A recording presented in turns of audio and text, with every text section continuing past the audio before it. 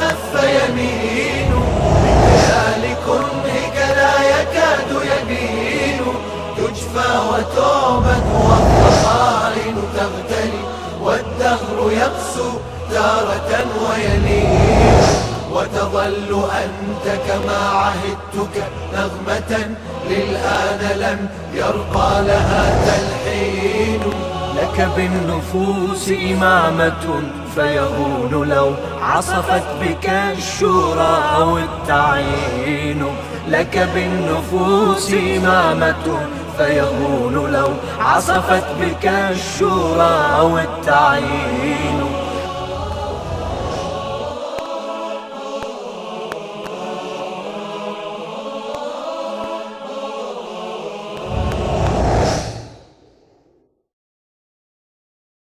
بسم الله الرحمن الرحيم الحمد لله رب العالمين ثم الصلاة والسلام على أشرف الأنبياء وأفضل المرسلين سيدنا ومولانا أبي القاسم مصطفى محمد وصلى الله عليه وعلى أهل بيته الطيبين الطاهرين المعصومين.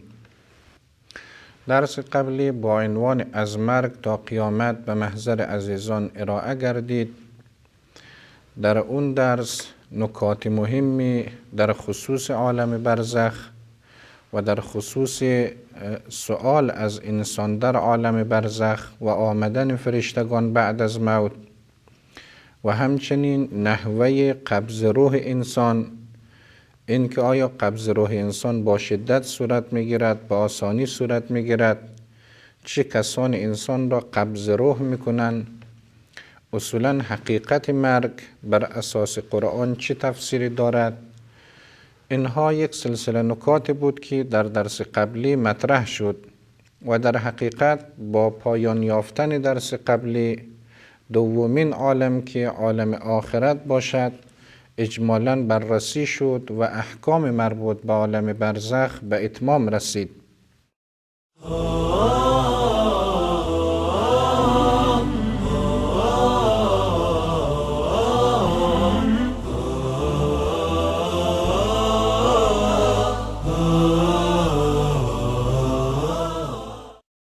در این درس به عنوان سیمای قیامت در قرآن مسائل مربوط به اولین روز عالم آخرت و مهمترین روز عالم آخرت بررسی می گردد.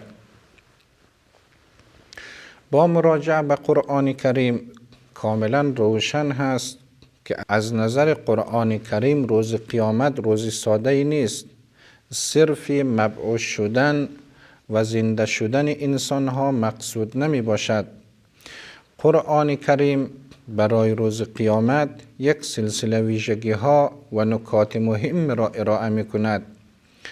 بر اساس داده های قرآن کریم درست هست که مهمترین ویژگی روز قیامت رسیدگی به حساب انسان ها، تشکیل محکمه عدل الهی و تعیین انسان های رستگار از انسان های اهل شقاوت می باشد.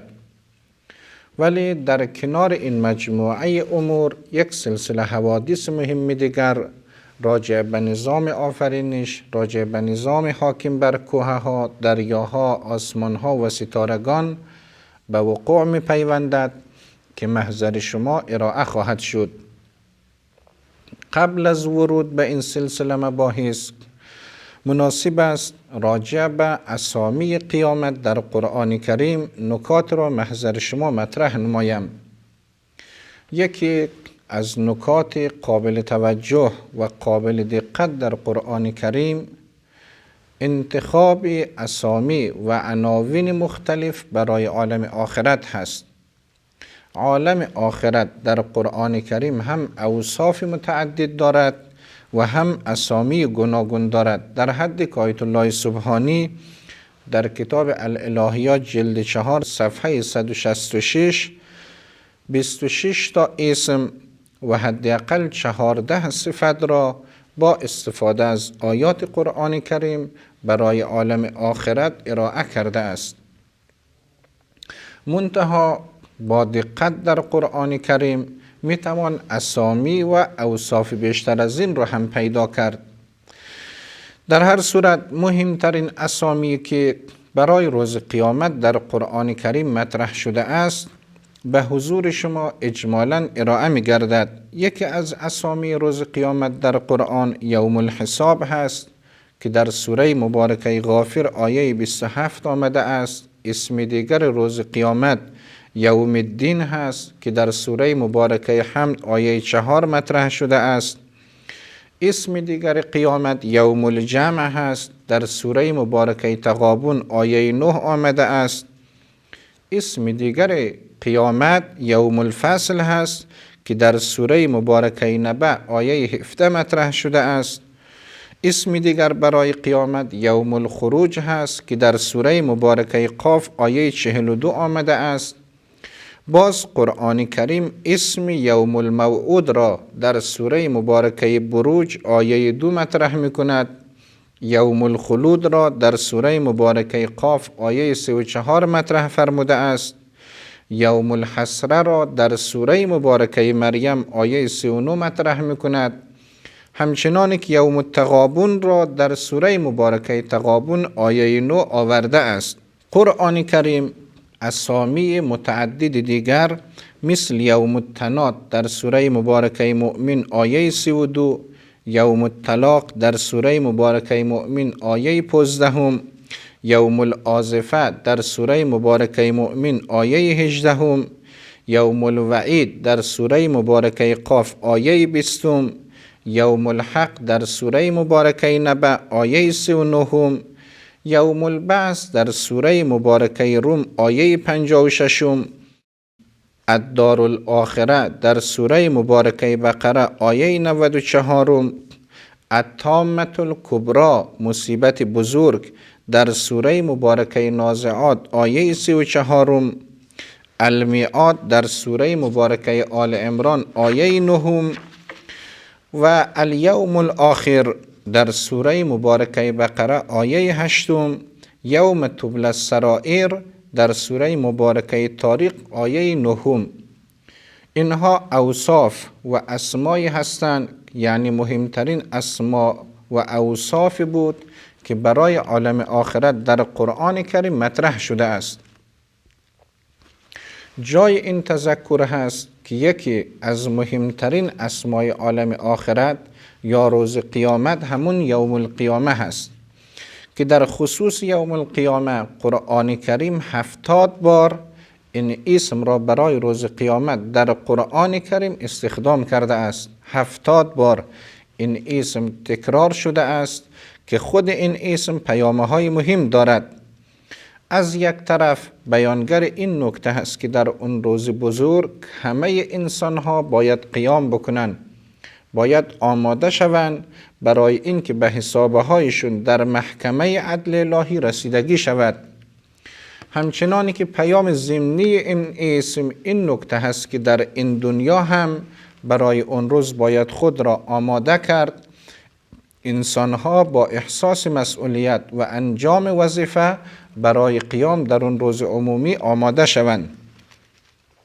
در هر صورت بر اساس نظریه مفسران و بر اساس برداشت علما و دانشمندان اسلامی هر یک از این اسما پیام دارد، نکته دارد. قرآن کریم وقت این اسما و تعبیرات را در خصوص روز قیامت و در خصوص اون روز بزرگ مطرح کرده است، تک تک این اسما از یک سو بیانگر بعد از ابعاد مهم روز قیامت هست و از طرف دیگر نکات تربیتی و مهمی از این اسما میتوان استفاده کرد. وقتی مثلا یک از اسماء قیامت نبأ عظیم هست، خبر مهم هست و واقعا اون صحنه و اون روز خبر مهم برای انسانها خواهد بود، خبر بی سابقه که احد اون را ندیده است و نشنیده است و در اثر اون حادثه هست که بسیار از حقایق و واقعیات برملا خواهد شد. یا وقتی قرآن کریم یوم الخلود را مطرح می کند، پیام این اسم این هست که اون روز ابدی هست. تمام هم و غم انسان باید برای اون روز باشد، نجاح و سلامتی در اون روز مساوی با سلامتی انسان برای ابدیت و برای همیشه خواهد بود. همچنانی که وقت یوم الحسره رو مطرح میکنن، یوم الندامه رو مطرح میکنن، روز افسوس و روز پشیمانی، واقعا روز افسوس و پشیمانی هست. انسانهایی که آمادگی ندارن، انسانهایی که میبینن پروندهشون سیاه هست، قطعا پشیمان هستن. حتی انسانهای صالح و شایسته، اونهایی که در اون روز امیدوار هستند، بازم ممکن است اهل حسرت و افسوس باشند که چرا استفاده بیشتر نکرد از دنیا و چرا در میان خوب و خوبتر کار خوبتر را انتخاب نکرد. لذا هست که از اسما و اوصاف میتوان نکات مهم تربیتی را استخراج کرد، ولی با توجه به این که وقت کم هست و این سلسله دروس مجال بررسی بیشتر را نمیدهد، مجبور هستم که این بحث را فاکتور بگیرم. نکات مهم در خصوص سیمای قیامت در قرآن کریم، یک سلسله حوادث مهمی است که در آستانه قیامت و در روز قیامت تا پایان یافتن اون روز مهم قرآن کریم مطرح میکند. بنده با استفاده از قرآن مهمترین این حوادث را محضر شما مطرح میکنم. حداقل یک آیه مربوط به اون حادثه را تلاوت میکنم، اگرچه نسبت به تک تک این حوادث آیات زیادی در قرآن کریم مطرح شده است که عزیزان می توانند به کتاب آموزش عقاید آیت الله مصباح یزدی و همچنین کتاب الهیات و احیانا کتاب‌های دیگر مراجعه کنند.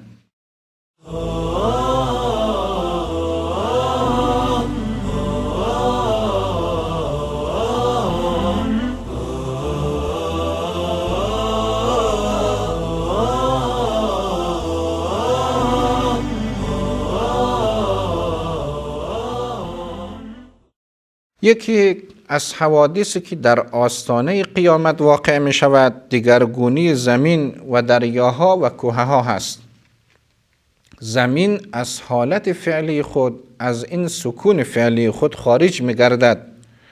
قرآن کریم می فرماید اذا زلزلت الارض زلزالها و اخرجت الارض اثقالها، هنگامی که زمین را با شدیدترین لرزشش بلرزانند. زلزله مهمی در زمین به وقوع پیوندد و زمین بارهای گرانش را بیرون اندازد. آنچه که در شکم دارد و آنچه که در زمین مخفی هست همگی با اذن و با امر خدای سبحان بیرون می شود. در سوره مبارکه زلزال اذا زلزلت الارض زلزالها آیه اول و دوم.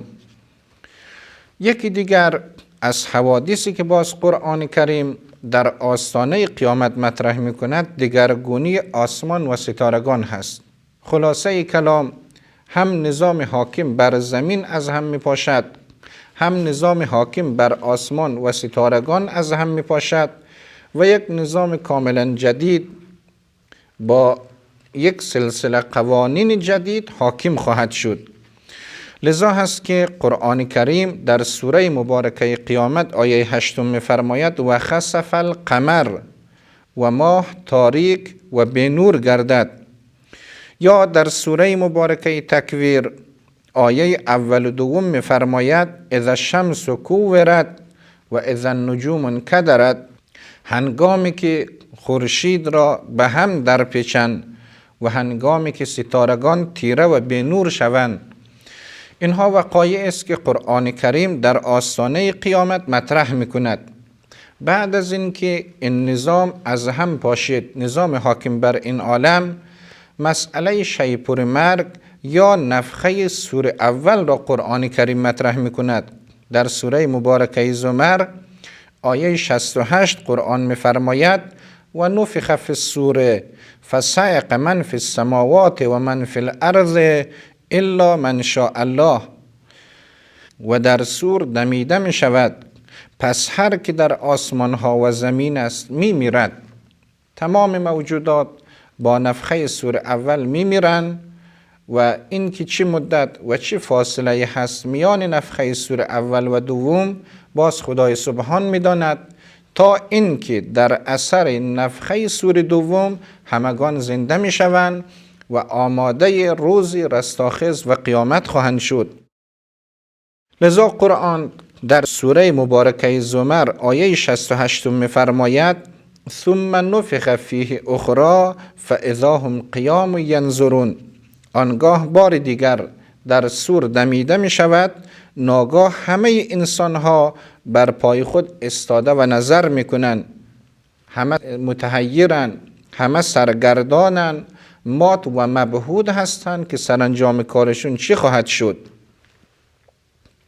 قرآن در ادامه نفخه سور دوم، یعنی بعد از این که همه زنده شد و همگی وارد روز رستاخیز شد، می‌فرماید و اشرقت الارض بنور ربها و وضع الکتاب و جیء بالنبیین و الشهداء و قضی بینهم بالحق و هم لا یظلمون. سوره مبارکه زمر آیه 69 هست که و زمین به نور پروردگارش روشن می شود، کتاب اعمال همگی را می نهند و پیامبران و گواهان را بیاورند و میان همه انسان ها بر اساس حق و حقیقت داوری خواهد شد و بر احد ظلم نخواهد شد. بنابراین بعد از نفخه سور دوم همگی انسان ها حاضر می شوند، محکمه عدل الهی تشکیل می شود، شهود حاضر هستند، بر اساس حق و حقیقت و عدل و انصاف نسبت به هر انسانی قضاوت صورت خواهد گرفت. در خصوص روز قیامت تجلی خداوند سبحان، ظهور قدرت خدای سبحان و حکومت خدای سبحان کاملا آشکار هست. حتی اونهایی که در این عالم احساس برتری داشتند، احیانا خدای سبحان را انکار میکردند، در روز قیامت همگی متواضع میشوند، همگی قدرت و عظمت خدای سبحان را باور میکنند. لذا قرآن در سوره مبارکه حج آیه 56 میفرماید الملک یومئذ لله یحکم بینهم فالذین آمنوا و عملوا الصالحات فی جنات النعیم. آن روز حاکمیت و فرمانروایی ویژه خداست، کسی دیگر ظهور و بروزی ندارد. میان همه انسان ها داوری قطعی صورت میگیرد، منتها نهایتاً کسانی که ایمان آورده است، کسانی که کارهای شایسته انجام داده است، در بهشت‌های پرنعمت فرستاده میشوند. در هر صورت باز یکی از ویژگی‌های دیگر قیامت قطع شدن انساب و اسباب در اون روز هست که قرآن کریم به صراحت در سوره مبارکه مؤمنون آیه 101 می‌فرماید فاذا نفخ فی الصور فلا انصاب بینهم یومئذ ولا یتساءلون. چون در سور دمیده شود، در آن روز در میان اون انسانها خویشاوندی نسبی وجود نخواهد داشت و حتی از احوال همدیگر سؤال نمی کنند. هر کس در فکر خودش هست، حتی زن و شوهر، حتی دوتا برادر، فرزند و پدر، مادر و فرزند، همه در فکر خویش هست و همه در این فکر هست که عاقبت کار او چی خواهد شد. در خصوص محکمه عدل الهی و دقت اون محکمه و نحوه رسیدگی به پرونده انسانها، باز قرآن کریم می‌فرماید و کل انسان الزمناه طائره فی عنقه و نخرج له یوم القیامت کتابا یلقاه منشورا اقرأ کتابک کفی بنفسک اليوم علیک حسیبا، که در سوره مبارکه اسراء آیه 13 و 14 این نکات مطرح شده است. عمل هر انسان را برای همیشه ملازمش قرار داده ایم و روز قیامت نوشته ای را که همان کتاب عمل انسان هست برای انسان بیرون می آورد و جلو روی انسان می گذارد. به انسان خطاب می شود که خودت کتاب خودت را بخوان، خودت نامه عمل خود را بررسی کن و خودت بهترین حسابگر و قاضی در مورد خودت می باشی. در هر صورت در خصوص بررسی صالحین و طالحین در روز قیامت قرآن کریم نکات فراوانی دارد. از آیات استفاده می شود که زمین شهادت می دهد، اعضای بدن انسان علیه انسان شهادت می دهد. عرض کردم که نظام حاکم بر روز قیامت نظام جدیدی است. عالم سوم که عالم آخرت باشد شروع شده است، لذا اون روز یوم تبلی السرائر هست، حقایق آشکار می گردد. قرائن دال بر حقایق و شرایط زمانی و مکانی جوری هست که برای هیچ کسی مجال انکار نیست. قدرت خدای سبحان، تبلور عظمت خداوند متعال در حدی است که همگان چاره جز اعتراف و تسلیم شدن ندارند. در هر صورت در اون روز عجیب و در اون روز سرنوشت ساز هر کس هست و عمل خودش و مزدی است که از خدای سبحان میگیرد. حکم نهایی اعلام می شود. وقت اعلام شد هر کس به طرف اقامتگاه خودش حرکت خواهد کرد، یا به سمت بهشت و یا به سوی جهنم. در سوره مبارکه اعراف آیه 44 قرآن کریم می‌فرماید و نادا اصحاب الجنت اصحاب النار ان قد وجدنا ما وعدنا ربنا حقا فهل وجدتم ما وعد ربكم حقا قالوا نعم فأذن مؤذن بینهم اللعنة الله علی الظالمین. بهشتیان خودشون خطاب به جهنمیان میگوید که وعده خدای سبحان در مورد ما راست آمد، خدای سبحان جزای ما را داد، الان عازم بهشت هستیم، شما چطور؟ آیا شما هم عازم جهنم هستید؟ جهنمیان اعتراف میکند که بله، جهنم در مورد ما هم پیاده شد و حقیقت دارد.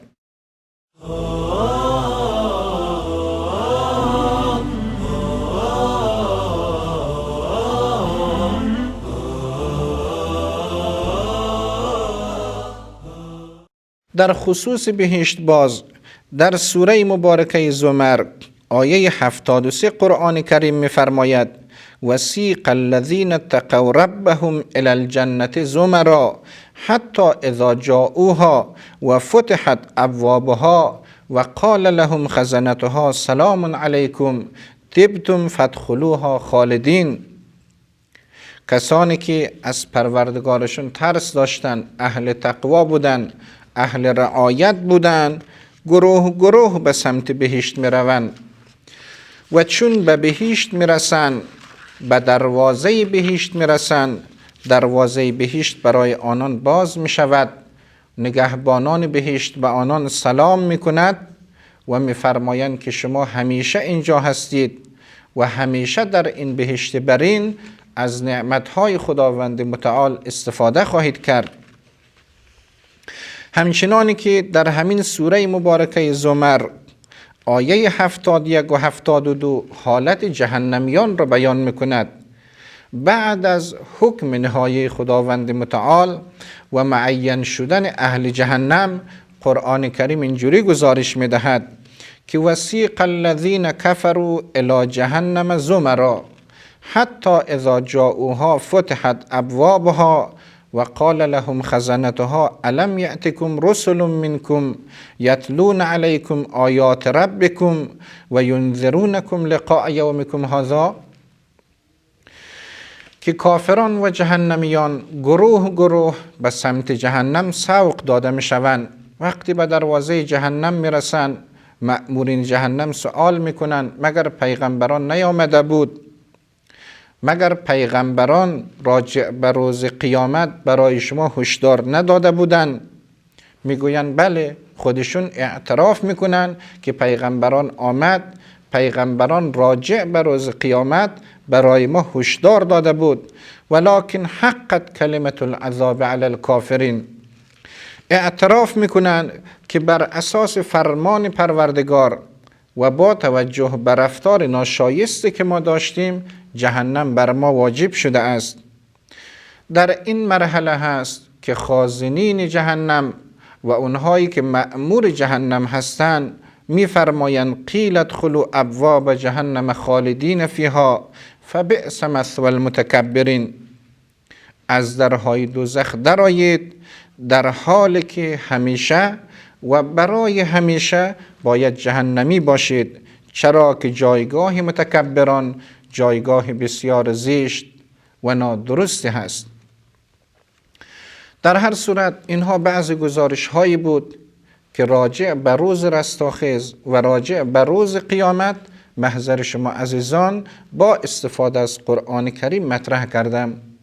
راجع به سیمای قیامت در قرآن یا تصویر قیامت در قرآن ماحصل بحث این شد که اسامی و اوصاف قیامت در قرآن پیام‌های تربیتی فراوان دارد، همچنان که در آستانه قیامت و قبل از تحقق آن روز بزرگ یک سلسله حوادث سابقه و بسیار عجیب با اذن و اراده خداوند متعال واقع می شود و با نفخه سور دوم انسانها آماده ورود به عالم قیامت می شوند. محکمه عدل الهی تشکیل می گردد، پرونده عمل انسانها بررسی می شود. هر کس بر اساس عدل، هر کس بر اساس اون مقدار توانایی که داشت، اون مقدار فهمی که داشت، اون مقدار که از پیام انبیا به اونها رسیده بودن، با توجه به علم دقیق خداوند متعال بر اساس عدالت نسبت به تک تک انسانها بررسی صورت میگیرد. بررسی به سابقه، دادگاهی که از نظر انصاف، از نظر دقت، از نظر شهود و از نظر حکم قاضی دادگاه به سابقه هست. بعد از اون حکم هست که سرنوشت انسانها معین خواهد شد، گروهی به سمت جهنم و گروهی اهل بهشت خواهند بود و هر دو گروه باید برای همیشه یا اهل عذاب باشند و یا اهل راحتی و ثواب، مگر اون جهنمیانی که با فضل و لطف خداوند بعد از آنی که دوران عذابشون به اتمام برسد از جهنم خارج شوند. امیدوارم که خدای سبحان به تک تک ما و شما توفیق درک این معارف و آمادگی برای اون روز بزرگ را عطا فرماید. و السلام علیکم و رحمت الله و برکاته.